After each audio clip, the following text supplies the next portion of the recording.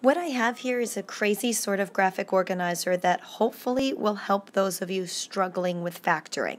So here's how you can use it. And I've got blank copies up on Blackboard, so any factoring problem you do, you can plug right into this diagram and it'll always work. So let's walk through it.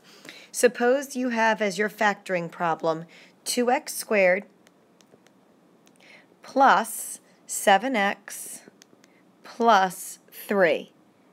Your first step, and you can sort of see it right here with the arrows coming down, is to multiply your first and your third term.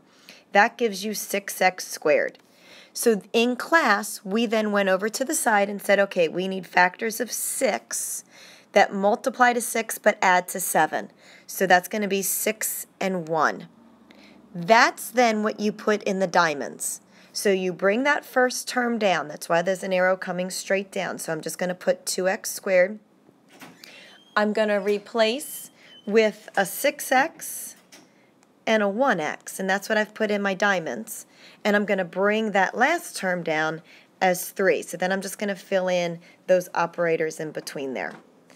Notice that I've got parentheses there because I'm going to factor out a GCF. So that's what it's telling you in those lines. So the GCF of the first term is 2x. And when you take that out, what you're left with on the inside is x plus 3. And the GCF of the next one is just 1 because there's nothing else that can come out. And we're left with x plus 3.